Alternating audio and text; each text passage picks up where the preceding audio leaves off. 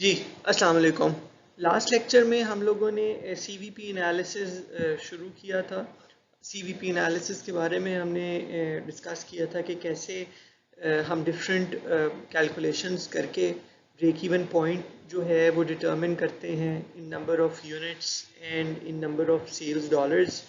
और हमने single product का ब्रेक इवन एनालिसिस हम कर रहे थे।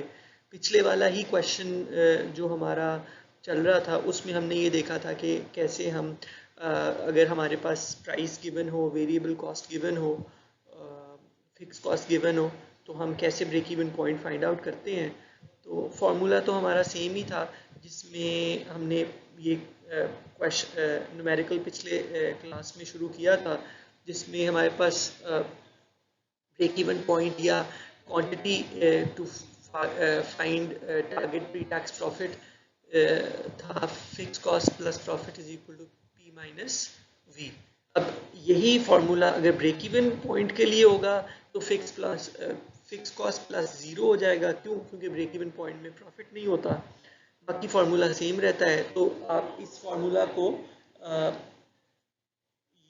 Units needed to reach pre tax profit. अब ब्रेक इवन पॉइंट पे प्री टैक्स प्रॉफिट जीरो होता है, तो हमारा फॉर्मूला जो है बोथ केसेस में सेम ही है। तो हमने पिछली बार डिस्कस किया था कि अगर हमें नंबर ऑफ यूनिट्स में निकालना है प्री टैक्स आपका ब्रेक इवन पॉइंट या प्री टैक्स प्रॉफिट पे यूनिट्स, तो आपका fix cost plus profit divided by P minus V. और इसी तरह अगर हमें सेल्स डॉलर्स में निकालना है तो fix cost plus profit divided by CMR. CMR क्या थी? Contribution margin ratio.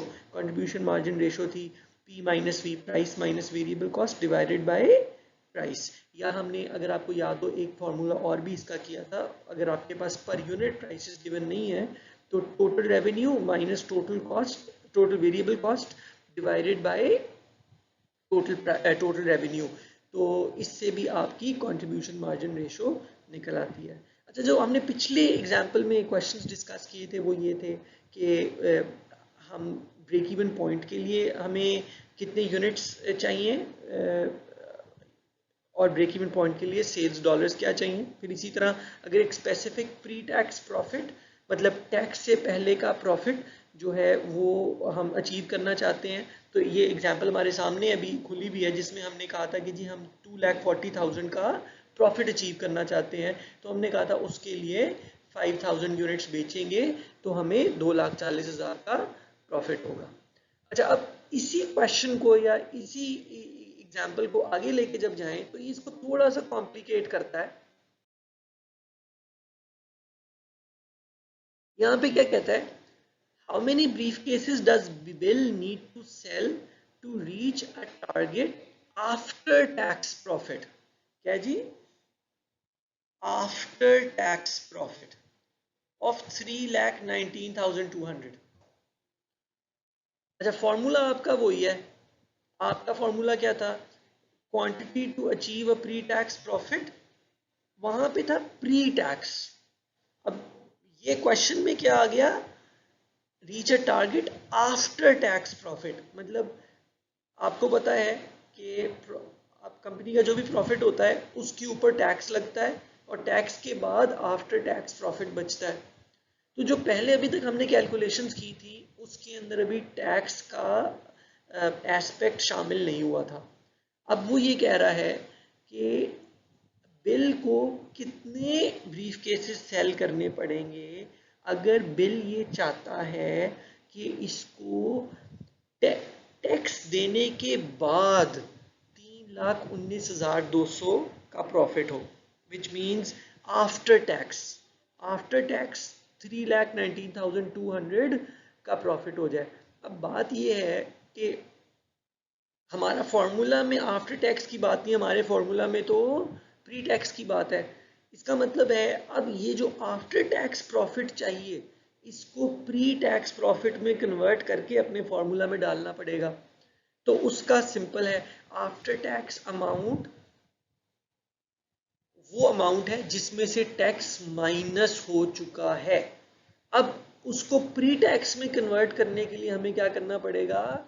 उसको उसमें टैक्स वापस ऐड करें ताकि इतना प्रॉफिट हो कि उसमें 30% डिडक्ट भी हो जाए या प्रॉफिट की टैक्स की परसेंटेज कट भी जाए तो 3,19,200 बच जाए। तो कहता है if the tax rate is 30%, which means कि वो कहता है कि इतना इतना प्रॉफिट कितने यूनिट सेल करेगा या कितने डॉलर की सेल करेगा कि इतना प्रॉफिट हो कि उस प्रॉफिट पे 30% टैक्स देने के बावजूद 3,19,200 की अमाउंट निकल आए। अब बात यह है, हमारा फॉर्मूला है प्री टैक्स का, ये फिगर आ गई हमारे पास पोस्ट टैक्स की।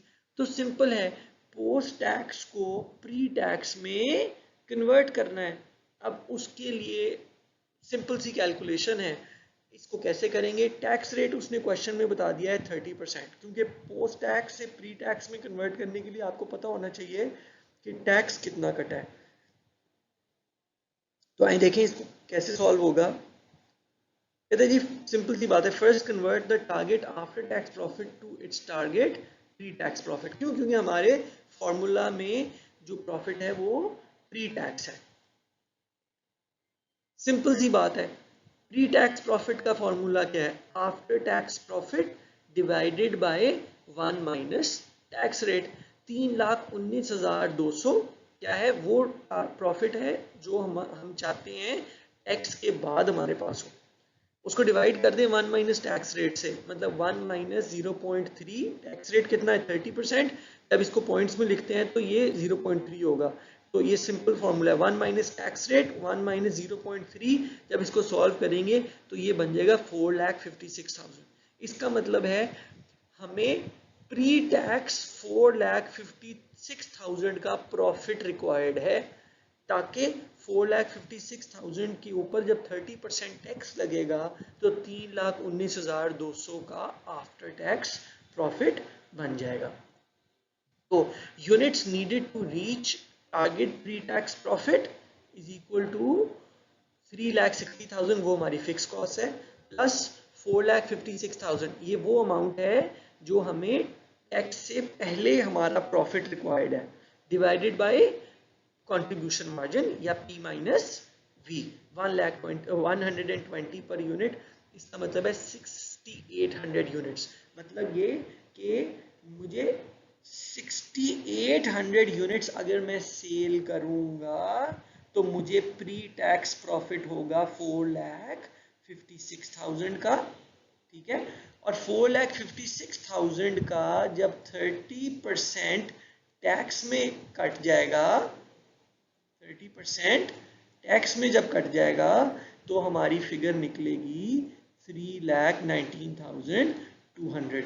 और यही हमारी रिक्वायरमेंट थी कि उसने ये कहा था कितने यूनिट बेचोगे कि आफ्टर टैक्स प्रॉफिट बने 3,19,200। तो हमने कहा जी हमारे फॉर्मूला में तो आफ्टर टैक्स वाली फिगर नहीं है, हमारे फॉर्मूला में तो बिफोर टैक्स वाली फिगर है। तो हमने क्या किया, आफ्टर टैक्स वाली फिगर को हमने कन्वर्ट बैक किया इनटू प्री टैक्स। बेसिकली क्या है, जितना टैक्स माइनस हुआ, टैक्स कटता है ना, तो वो टैक्स वापस ऐड बैक किया। वो करने का फॉर्मूला आपको बता दिया कि उसको कैलकुलेट करने का फॉर्मूला क्या है, after tax profit divided by 1 minus tax rate is equal to 4,56,000। मतलब ये कि अगर आपका टैक्स से पहले प्रॉफिट 4,56,000 होगा तो टैक्स के बाद वो 3,19,200 बन जाएगा। तो आप 4,56,000 को अपना टारगेट प्रॉफिट बना लें, आपको पता लग जाएगा कि 6,800 यूनिट्स बेचने की जरूरत है, जिससे क्या होगा 4,56,000 का प्रॉफिट बनेगा।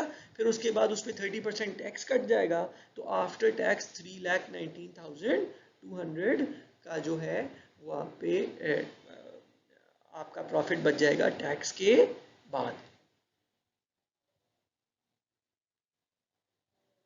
तो अगर और इसी को ही अगर हम सेल्स डॉलर्स में कैलकुलेट करने की कोशिश करें तो वही हमारा फॉर्मूला आपको पता है ना, सेल्स डॉलर्स के लिए क्या था, फिक्स कॉस्ट, ये फिक्स कॉस्ट प्लस प्रॉफिट, ठीक है, प्री टैक्स प्रॉफिट 4,56,000 हमें टैक्स से पहले चाहिए, divided by contribution margin ratio CMR P minus V over P, या total revenue minus total cost over total revenue. ठीक है, तो आपका ये 60% CMR जो है, ये चूंकि क्वेश्चन अभी तक प्राइसेस ही चेंज नहीं, प्राइस भी 200 है, वेरिएबल कॉस्ट भी 80 है और फिक्स कॉस्ट भी 360 है, तो इसलिए आपकी अभी तक जो CMR है वो 60% ही है जो हमने पहले कैलकुलेट की थी, इसलिए डायरेक्टली पुट कर दी। तो क्या है, इन डॉलर्स की बात करें तो $13,60,000 की सेल करने की ज़रूरत है to achieve after tax profit of 3,19,200। 6800 units बेचने की ज़रूरत है।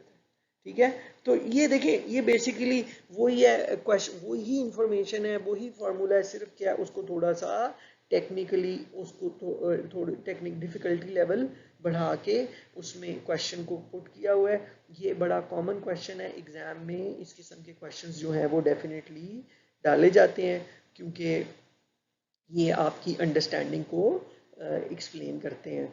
तो ये एक कंप्लीट क्वेश्चन है जिसमें आपको वो कह सकता है कि जी आफ्टर टैक्स इतना प्रॉफिट चाहिए, तो उसको आपको प्री टैक्स में कन्वर्ट करना है। लेकिन आपने ये भी कंफ्यूज नहीं होना, अक्सर सिंपल क्वेश्चन होता है उसने आपको ऑलरेडी ही प्री टैक्स प्रॉफिट ही गिवन हो, तो फिर आपको उसको कन्वर्ट करने की ज़रूरत नहीं है। ये सिर्फ तब होगा जब आपको आफ्टर टैक्स प्रॉफिट का टारगेट दिया होगा, लेकिन हमारा फॉर्मूला क्या है, प्री टैक्स प्रॉफिट। देखिए हमारा फॉर्मूला क्या है, units needed to reach pre tax profit, sales dollars needed to reach target pre tax profit. It means कि अगर तो वो हमें डायरेक्टली कहता है भाई प्री टैक्स प्रॉफिट चाहिए 3,19,200 का, तो आप डायरेक्टली इधर 3,19,200 ही डालेंगे।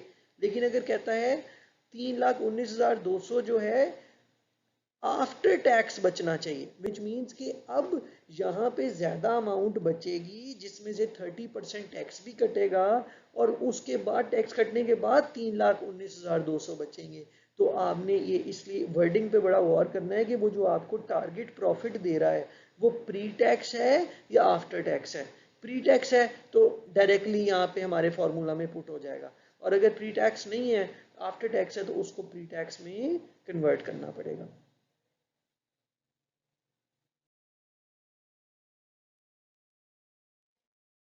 अब इसको हम डिफरेंट एंगल से, कहता है जी suppose that Bill's marketing department says that he can sell 6,000 briefcases if the selling price is reduced to $170।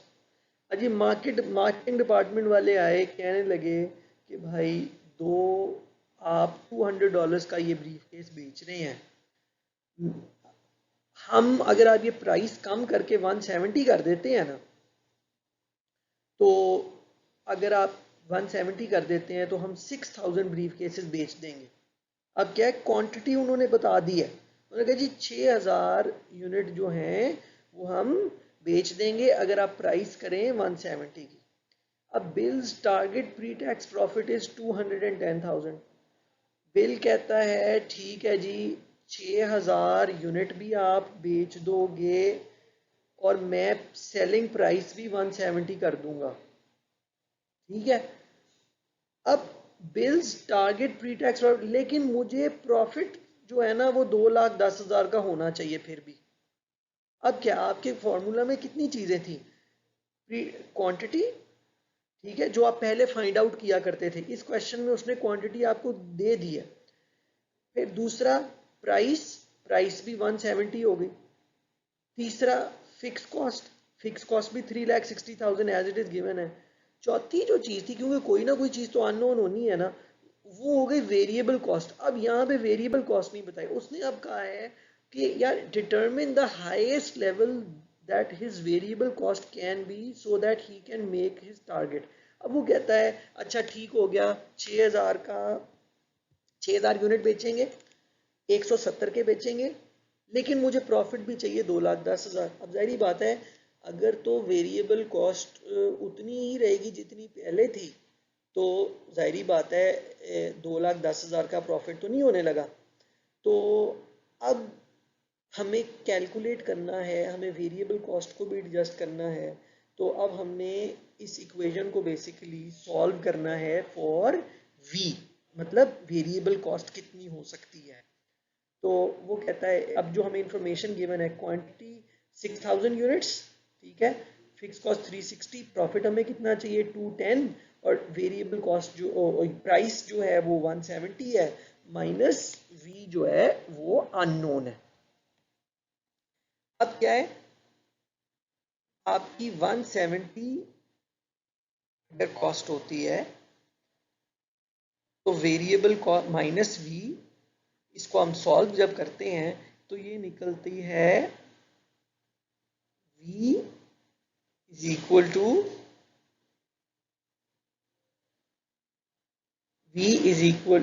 Variable cost is equal to 75 units, $75 per unit. इसका मतलब है वेरिएबल अगर ये हम चाहें कि जी सेलिंग प्राइस 200 से 170 हो जाए, 6000 यूनिट बेचें, प्रॉफिट भी हमें 2,10,000 चाहिए, तो हमें क्या करना पड़ेगा, ये बाकी सारी assumptions ताकि हमारी फुलफिल हो, हमें 7 वेरिएबल कॉस्ट, याद है अभी तक हमारे इस क्वेश्चन में वेरिएबल कॉस्ट $80 चल रही थी। 80, अगर हम $80 ही के साथ चले ना तो हमारा 2,10,000 का प्रॉफिट नहीं बनेगा, ठीक है, हमारा प्रॉफिट कम हो जाएगा।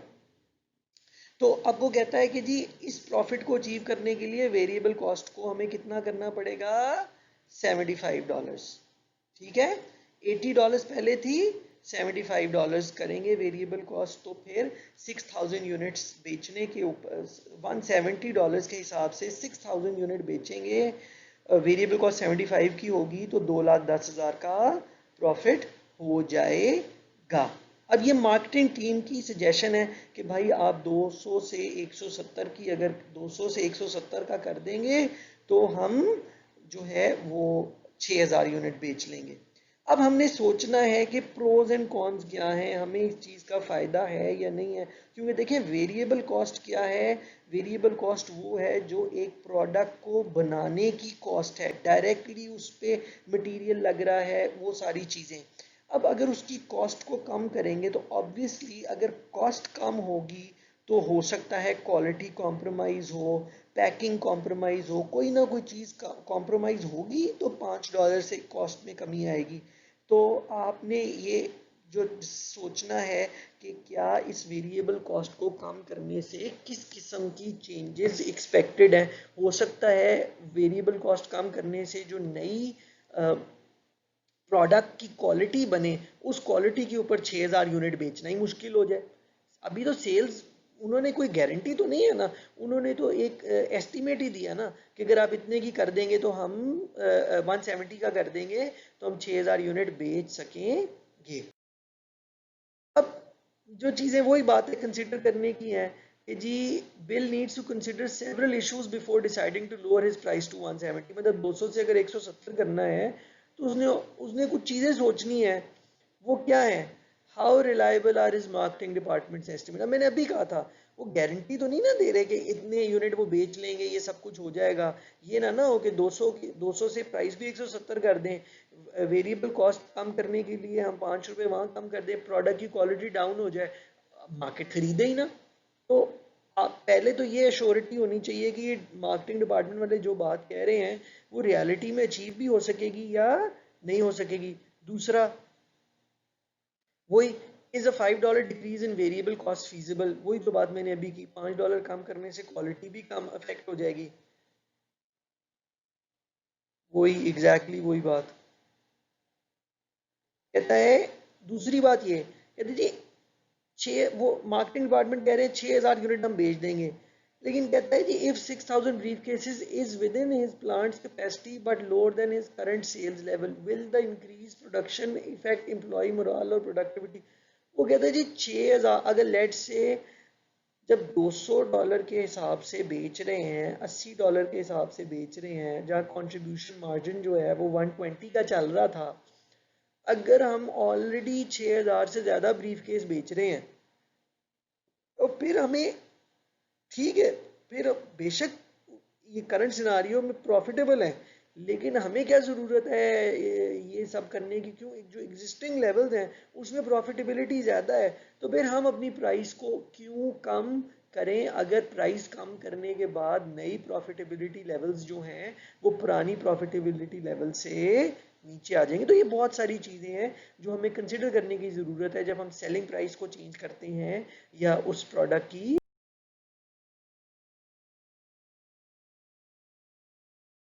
देखें, अब आ गया हमारे पास ऑल्टरनेटिव्स को कंपेयर करने की एक एग्जांपल। ठीक है जी, कहता है कि जी currently Bill's sales persons have salaries totalling $80,000 included in fix cost of 360,000। अभी आपको कह रहा है कि जो अभी तक हमने सैलरीज जो हमारी फिक्स कॉस्ट जो है, जो हम अभी तक हमारी एग्जांपल में 360,000 है, वो कहता है इस 360,000 में क्या है, $80,000 जो है वो सैलरीज का है। फिक्स कॉस्ट की 360 में डिफरेंट फिक्स कॉस्ट है, उसमें से एक जो फिक्स कॉस्ट है वो 80,000 है सैलरीज का। And earn a 5% commission on each unit. अच्छा, सैलरी चूंकि फिक्स होती है इसलिए वो 360,000 का हिस्सा था, और एग्जिस्टिंगली जो कमीशन मिल रहा है वो 5% कमीशन है ऑन ईच यूनिट। अब सेलिंग प्राइस क्या थी, $200। $200 का 5% कमीशन कितना बनता है, $10। इसका मतलब है अब हमारे एम्प्लॉयज को इस वक्त करंटली क्या मिल रहा है, उनकी सैलरीज फिक्स सैलरीज मिल रही हैं $80,000 की, और हर यूनिट जब वो बेचते हैं तो 5% कमीशन के हिसाब से उनको $10 पर ब्रीफ केस उन लोगों को मिल रहा है। मतलब जो पिछली पुरानी $80 की वेरिएबल कॉस्ट थी उसमें से $10 जो है वो कमीशन के हैं, और जो पुरानी फिक्स कॉस्ट थी 360,000 की उसमें से 80,000 जो है वो सैलरीज के। वो कहता है he is considering an alternative compensation arrangement where the salaries are decreased to 35,000। कहता है ये जो फिक्स कॉस्ट में 80,000 है ना, अभी जो एम्प्लॉयज को 80,000 दे रहा है, और वो कहता है अब ये सोच रहा है यार इनको 80,000 देने के बजाय 35,000 दूं, मतलब डिक्रीज टू। अब ये अच्छा बड़ा फर्क होता है डिक्रीज टू या डिक्रीज बाय। ठीक है, अब उसने डिक्रीज टू कहा है, डिक्रीज बाय कहता है तो कैलकुलेशन और होती है, डिक्रीज टू कहा है तो कैलकुलेशन और होगी। इसका मतलब है 80,000 से कम करके 35,000 करना चाहता है, 35,000 से कमी नहीं करना चाहता, बाय नहीं है। ठीक है, तो 80,000 से कम होके आपकी 35,000 करना चाहता है, और कमीशन जो अभी पहले 5% था उस कमीशन को बढ़ा के जो है 5% से बढ़ा के 20% करना चाहता है। मतलब क्या है, आपका जो वेरिएबल कॉस्ट है वो पहले उसमें $10 5% के हिसाब से 200 का 5% बनता है $10।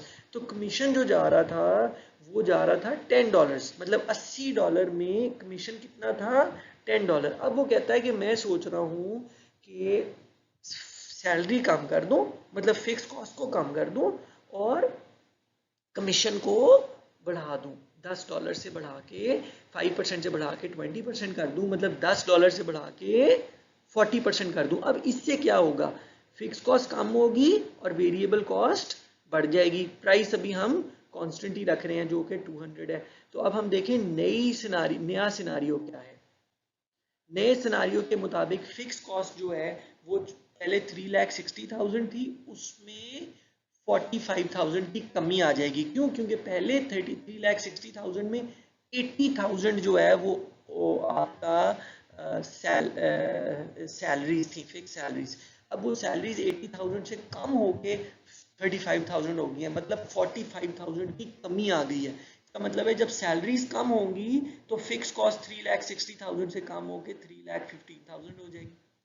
वेयर एज पहले वेरिएबल कॉस्ट में जो कमीशन था वो $10 था, लेकिन अब कमीशन बढ़ा के $40 कर दिया है, मतलब 5% से बढ़ा के 20% कर दिया है, तो $40 हो गया है। $10 तो ऑलरेडी दे रहे थे, इजाफा कितने का हुआ है, $30 का। तो अब नई वेरिएबल कॉस्ट कितनी हो गई, $110। ठीक हो गया। अब नई सिचुएशन पे, अब पहले आपको याद है ना हमारा ब्रेक इवन पॉइंट कहाँ था? हमारा ब्रेक इवन पॉइंट था 3000 यूनिट्स पे। अब देखते हैं इस वाली सिचुएशन से हमारा ब्रेक इवन पॉइंट कहाँ जाता है।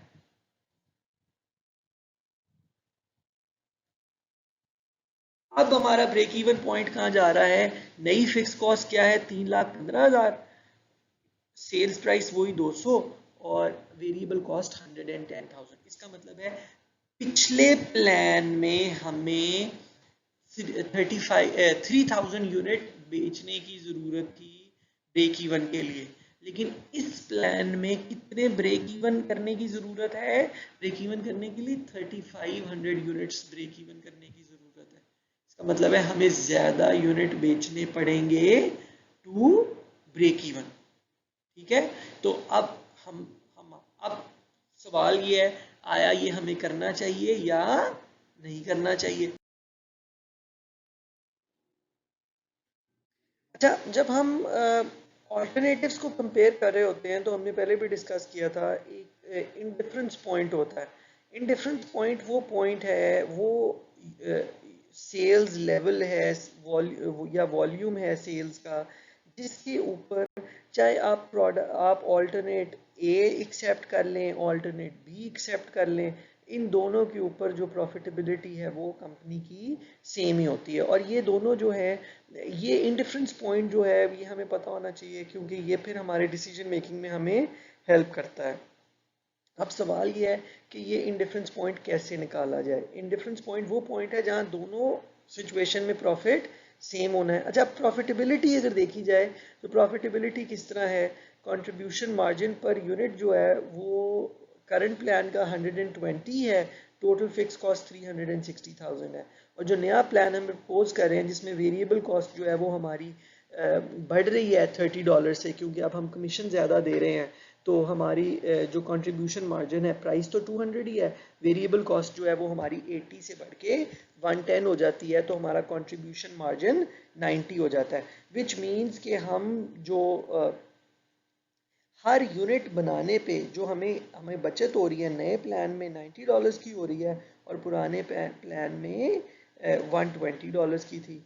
पहले प्लान में हमारी फिक्स कॉस्ट 360 थी और दूसरे प्लान में हमारी फिक्स कॉस्ट 315,000 है। अब देखते हैं कि अगर हमें इन दोनों को इंडिफरेंस पॉइंट, मतलब दोनों का दोनों दोनों का वो लेवल जिस पे प्रॉफिट दोनों पे सेम हो जाए, तो पहले तो हमें ये इनकी इक्वेशंस बनानी पड़ेंगी, साइमल्टेनियस इक्वेशंस। अगर आपको याद हो, प्रॉफिट अगर पहले प्लान का प्रॉफिट निकालना है तो वो कितना है? 120 मल्टीप्लाई बाय क्वांटिटी, मतलब contribution margin multiply by quantity minus 360,000। मतलब पहले प्लान के अंदर प्रॉफिट कितना होगा? 120 यूनिट, क्योंकि एक यूनिट बेचने पे कंट्रीब्यूशन मार्जिन 120 है, मल्टीप्लाई करेंगे जितने भी यूनिट्स माइनस 360,000, तो आपको पता लग जाएगा। फर्ज करें अगर एक ही यूनिट बेचेंगे तो 120 माइनस 360,000, तो जो आपका लॉस होगा वो इधर आ जाएगा। या इसी तरह जब आप बढ़ते जाएंगे तो पुराने मुताबिक अगर आप याद करें तो 3000 यूनिट्स, अगर 3000 यूनिट्स बेचेंगे तो 120 मल्टीप्लाई बाय 3000 360 हो जाएगा, 360 माइनस 360 आपका प्रॉफिट 0। इसी तरह नए प्लान में कंट्रीब्यूशन मार्जिन 2 के 90 है, तो 90 मल्टीप्लाई बाय क्वांटिटी माइनस नई फिक्स कॉस्ट कितनी है? 315,000। यहाँ पे अगर आपको याद होगा ब्रेक इवन पॉइंट कितना था? 3500 यूनिट्स का, मतलब 90 मल्टीप्लाई बाय 3500 वो बन जाएगा 3,15,000। दोनों को आपस में माइनस करेंगे तो आपका प्रॉफिट निकल आएगा, जो कि ज़ीरो होगा। क्यों? क्योंकि ये हमें ब्रेक इवन पॉइंट पे कैलकुलेट किया है। इसका मतलब है दोनों सिचुएशन के अंदर जो आपकी इक्वेशंस आ गई हैं प्रॉफिट की, वो क्या है? Profit is equal to 120 Q minus 360, profit is equal to 90 Q minus 315। ये दो इक्वेशंस आ गई हैं। अब हम ये देखना चाहते हैं कि वो कौन सी क्वांटिटी का लेवल है, क्यू क्या हो कि दोनों सिनारियोज में प्रॉफिट जो है वो सेम हो।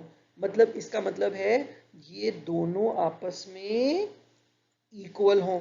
इसका मतलब है जब दो इक्वेशंस को साइमल्टेनियस इक्वेशंस को जब सॉल्व करना होता है, तो जब दोनों की लेफ्ट हैंड साइड इक्वल होती है तो दोनों की राइट हैंड साइड भी इक्वल होती है और आप उसको आपस में इक्वेट कर सकते हैं। इसका मतलब है जब प्रॉफिट इन डिफरेंस पॉइंट के लिए प्रॉफिट सेम तो दोनों की राइट हैंड साइड भी इक्वल। तो अब आपकी नई इक्वेशन क्या बन गई, 120Q minus 3,60,000 is equal to 90Q minus 315,000। और अब जब आप इस इक्वेशन को Q के लिए सॉल्व करेंगे तो आपकी क्वांटिटी निकलेगी 1500। मतलब अगर ये कंपनी 1500 यूनिट सेल करती है, ये कंपनी 1500 यूनिट सेल करती है, तो चाहे भाई वो करंट वाला प्लान के मुताबिक कॉस्टिंग करे या प्रपोज प्लान के मुताबिक कॉस्टिंग करे, इनको जो प्रॉफिट या लॉस होना है वो दोनों ऑल्टरनेटिव्स में सेम ही होगा। इसको हम कहते हैं इंडिफरेंस पॉइंट। और ये लॉस होगा क्यों, क्योंकि दोनों मेथड्स के मुताबिक एक में ब्रेक इवन पॉइंट 3000 है और एक में ब्रेक इवन पॉइंट 3500 है, और ये इंडिफरेंस पॉइंट क्या है, Q 1500, विच मीन्स ये इंडिफरेंस दोनों मेथड्स में इंडिफरेंस पॉइंट जो है वो लॉस वाला पॉइंट है।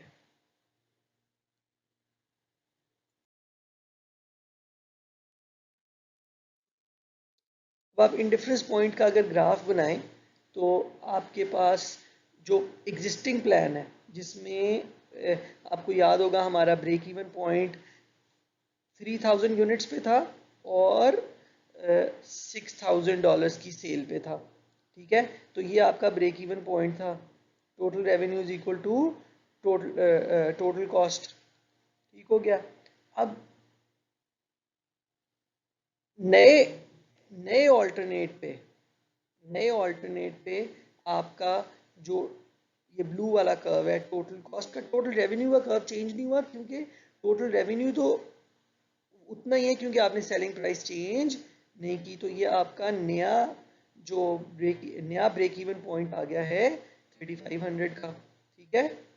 ये वेरिएबल कॉस्ट को बढ़ाने की वजह से आपका आपको ज़्यादा वेरिएबल कॉस्ट कम होने की वजह से कंट्रीब्यूशन मार्जिन कम हो गया है, जिसकी वजह से आपको ज़्यादा यूनिट्स बेचने पड़ेंगे to cover your fix cost. और ये 1500 यूनिट्स का वो पॉइंट है जहां पे आप चाहे चाहे आप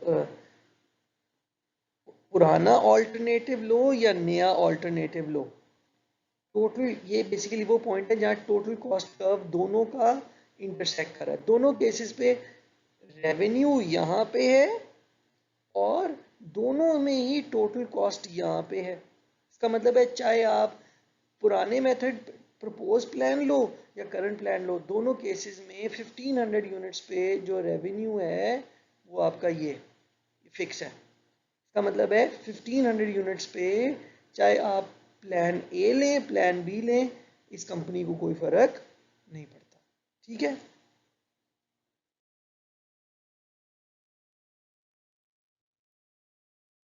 अब क्या है, जो करंट प्लान है वो ब्रेक इवन जल्दी कर लेता है, ठीक है, क्योंकि वो उसका जो कंट्रीब्यूशन मार्जिन है वो ज़्यादा है।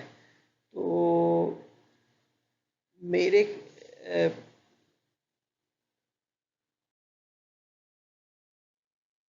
जब हमने ये कैलकुलेशंस तो कर ली, लेकिन अब मेन बात ये है जो इंडिफरेंस पॉइंट है ना वो हमारी ऐसी जगह आ रहा है जहाँ पे दोनों प्लान्स में ही लॉस हो रहा है। तो इसका मतलब है अब हम तो यही उम्मीद कर सकते हैं कि दोनों के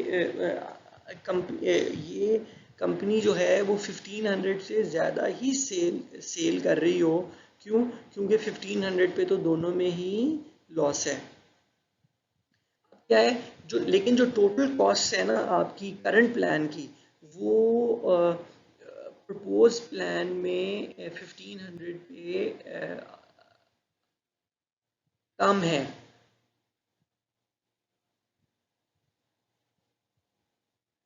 आगे जब आप 1500 पॉइंट से आगे जाते हो तो जो आपकी 15 इन डिफरेंस पॉइंट से आगे टोटल कॉस्ट जो है वो पुराने प्लान की कम है और नए प्लान की ज़्यादा है, विच मीन्स कि आपके नए प्लान में ओवरऑल टोटल कॉस्ट ज़्यादा होंगी। तो आपको ये वाला नया प्रपोज प्लान सूट नहीं करता। हम इस करंट सिचुएशन में हमें यही लग रहा है कि जो हम करंट प्लान चल रहे थे लेके वो ही प्लान हमारे लिए फीजिबल है। क्यों? क्योंकि उसमें आपकी जो इंडिफरेंस पॉइंट के बाद जो टोटल कॉस्ट है वो करंट प्लान में कम है as compare to propose plan. लेकिन फिर भी हमें मजीद चीज़ों को देखना पड़ता है बिफोर डिसीजन।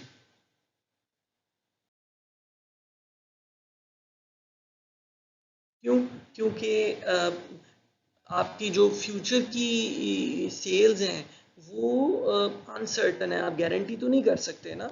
और आपको आपका प्रोडक्ट भी मैटर करता है, डिपेंड करता है। आपका प्रोडक्ट एक नया प्रोडक्ट लाइन हो सकता है, तो जब नया प्रोडक्ट लाइन है तो आप श्योर नहीं हो कि वो कैसे मार्केट कैसे बिहेव करेगी, कैसे रिस्पॉन्ड करेगी। तो आप ये चाहते हो कि आप जब भी नया प्रोडक्ट लॉन्च कर रहे हो तो आप लोअर फिक्स कॉस्ट के साथ शुरू करो, क्योंकि जितनी फिक्स कॉस्ट लो होंगी उतना आपके लिए सेफ होगा।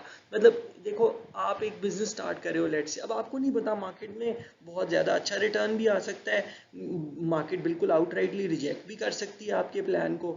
तो अब आपके पास लेट से दो ऑप्शन है। एक है कि यार मैं फुटबॉल जो है वो बंदे बिठाता हूँ, फुटबॉल सिलाना शुरू करता हूँ, अगर तो बिकना शुरू हो गए तो मैं बंदे बढ़ाता जाऊंगा, तो उस हिसाब से चल लेंगे। ठीक है, मेरी वेरिएबल कॉस्ट ज़्यादा होगी लेकिन काम चल गया तो ठीक है, ना चला तो मैं बंदे फायर कर दूंगा, मेरी कॉस्ट कम होगी, मेरे लिए आसान होगा। लेकिन ऑन दी अदर हैंड मैं पूरी फैक्ट्री लगा लेता हूँ बहुत बड़ी, और उसके बाद अगर काम नहीं चलता तो मैं तो फंस गया। ठीक है, तो ये डिपेंड करता है आपके बिजनेस की सिनारियो क्या है।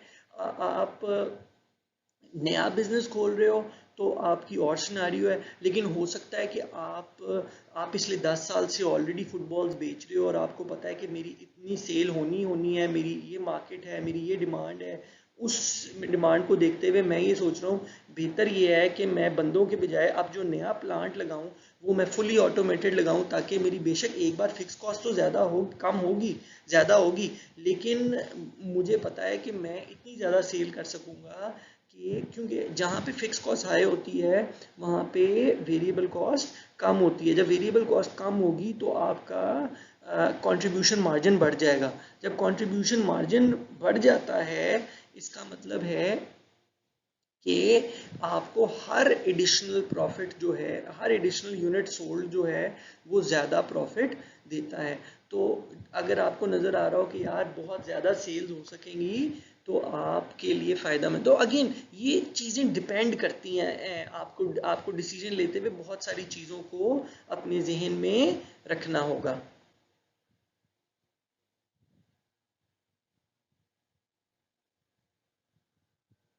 वही दूसरी बात पे वही, द प्लान्स में create different estimates of the likelihood of various cells level. Different cells level पे डिफरेंट प्लान्स हैं और आपको नहीं पता सेल्स पर्सन वो अपने इंसेंटिव के ऊपर ज़्यादा शायद बेच सकें। तो ये आपने अभी जो डिसाइड किया था कि जी हम कमीशन जो है वो कम ज़्यादा कर दें और सैलरी कम कर दें, हो सकता है। ऑल्दो सेकंड अभी हमने कहा कि जी अपेरेंटली लग रहा है कि सेकंड प्रोजेक्ट जो है वो प्रपोज प्लान इतना फीजिबल नहीं है, लेकिन हो सकता है वो जो $10 से इंसेंटिव कमीशन बढ़ा के $30 कर दिया है उसकी वजह से आपके सेल्स पर्सन बहुत ज़्यादा सेल्स करना शुरू हो जाएं, तो उस वजह से आपकी ओवरऑल प्रॉफिटेबिलिटी बढ़ जाए। तो ये बहुत सारी चीज़ें हैं जिसको हमने देखते हुए डिसीजन लेना होता है।